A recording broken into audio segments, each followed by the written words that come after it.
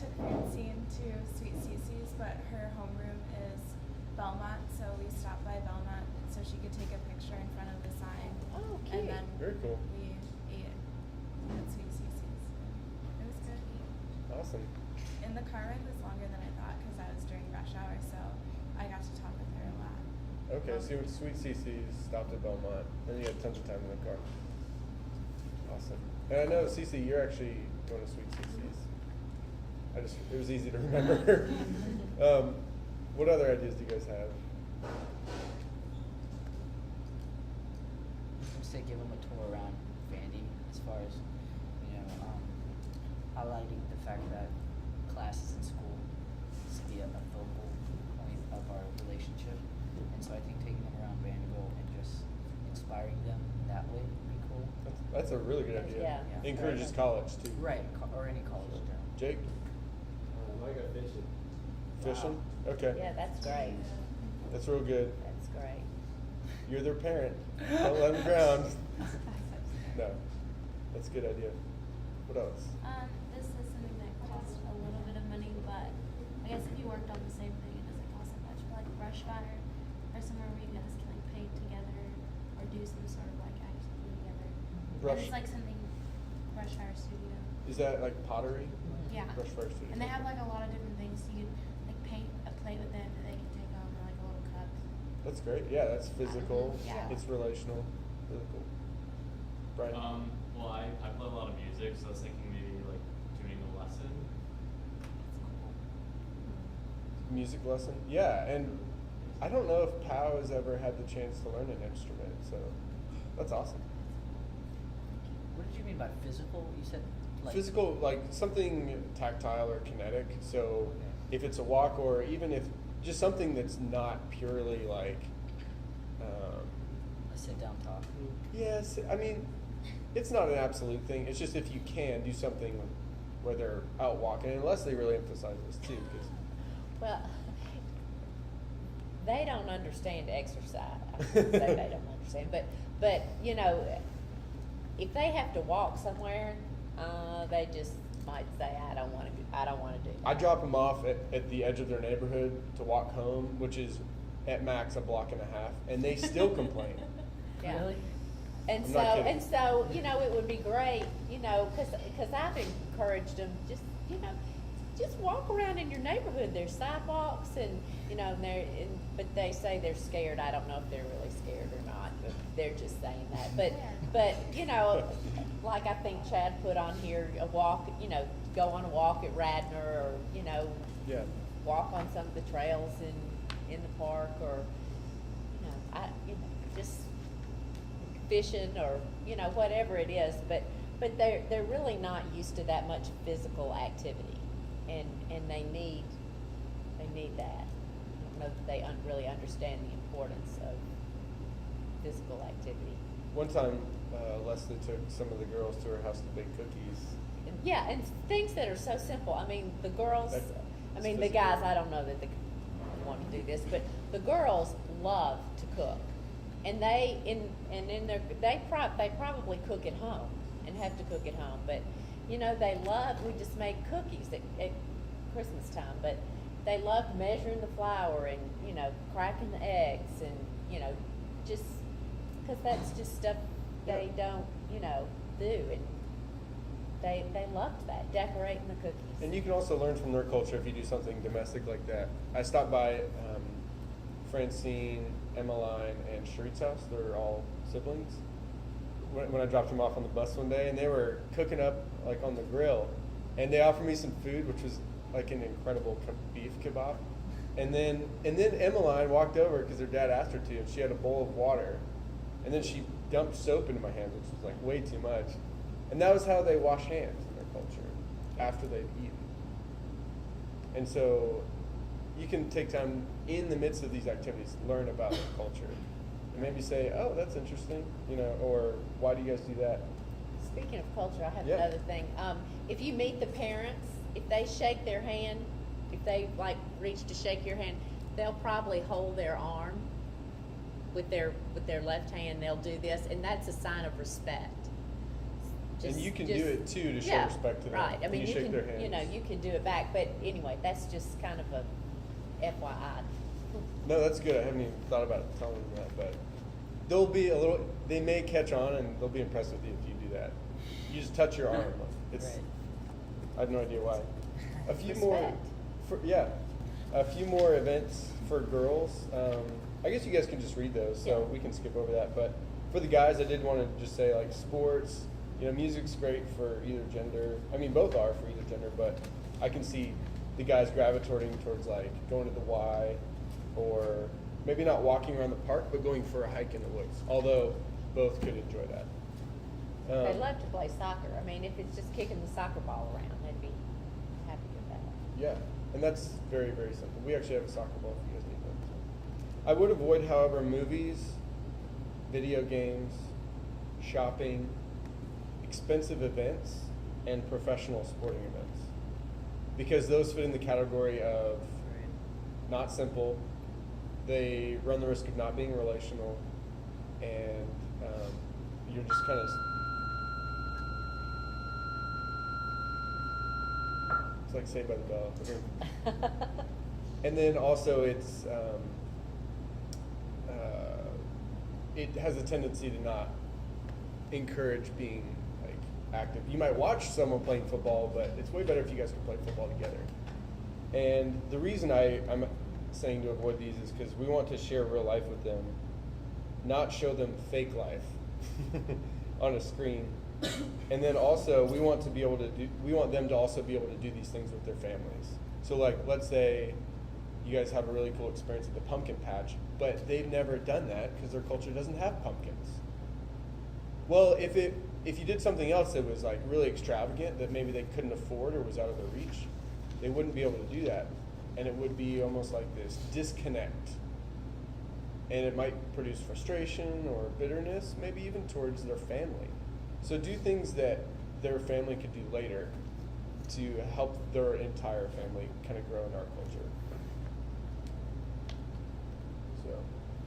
So, and then kind of the last part that we wanted to mention is what you guys are actually going to be pursuing with these kids in terms of the mentorship itself. So we've kind of created the general parameters, then there's the events, but when you're with the kids, we want you guys to keep these three things in mind. And it's all centered around a loving relationship. And so the first one, and this is the most important to me in terms of priority, help them learn to deal with conflict.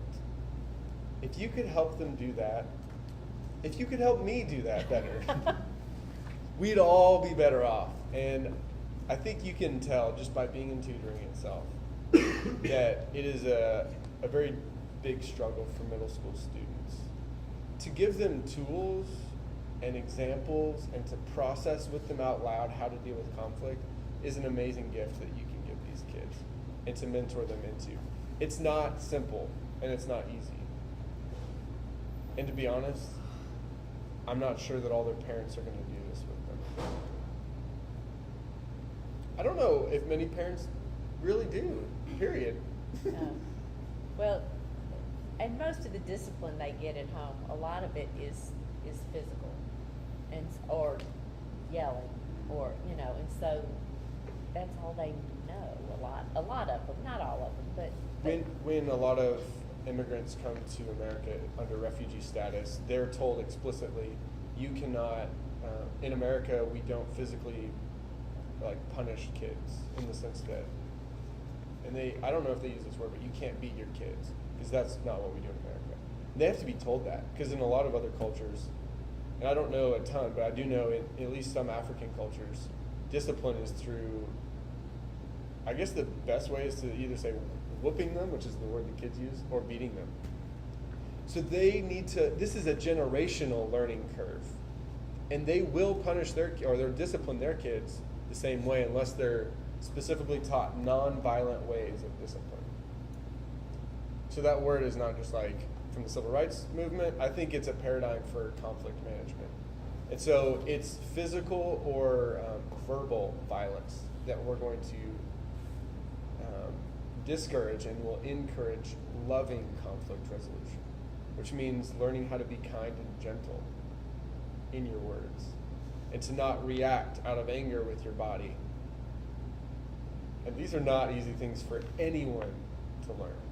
I'm still learning about them like on a daily basis. So, And they get frustrated with school. I mean, school is still, even though they've been in school for a while, it's still somewhat new to them. And, you know, they get frustrated and angry at teachers. And you all probably already have heard them fuss about teachers or whatever. And just maybe to kind of help them understand that the teachers are really trying to help them. What Help kind of- them with their academics that way. yeah, and the teachers don't have time to really work through all their conflicts. So, what are some rubs that you've seen the kids have with other students, or that you've heard about so far, just in tutoring? Bullying is one. Maybe even specific circumstances if you could think of them. I mean, like the time that, I mean, me and Sarah, when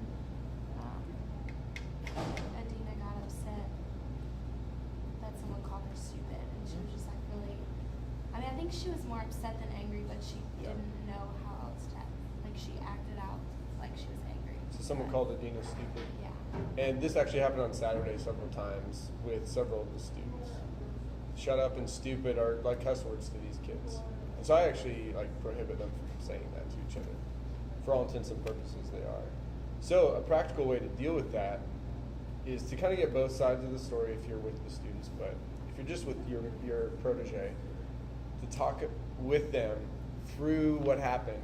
And then once you come up with kind of a way to resolve the conflict, get it where it's in their own words, and then have them repeat what it is they're going to say.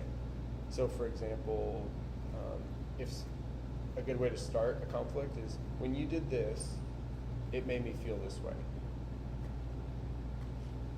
So that's one really practical thing to take. And that's all they really have to say. Or, I forgive you at the end is a good thing to add to. Yeah. I was gonna say, how do we transition into talking about conflict resolution when, like, we're supposed to be having a good time and we're talking about stuff, like, Yeah. how do we get them to bring it up, or do we just bring it up? You can just ask them about the 3 primary spheres of their relationships: family, friends, and school. And so you don't have to be like, let's talk about conflict resolution. Just say, hey, how's your family doing? Right. And they're going to tell you about conflict. How are your friends? They're going to tell you about conflict. How's school? Conflict.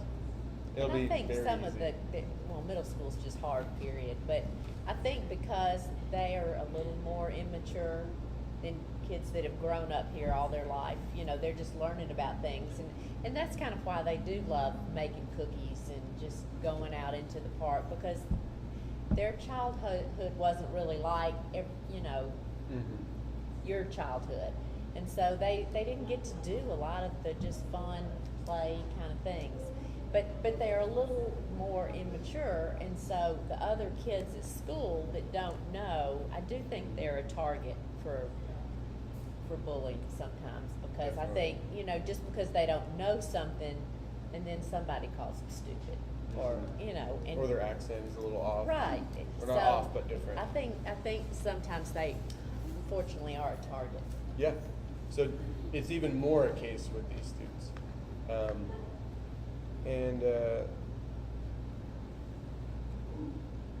And so,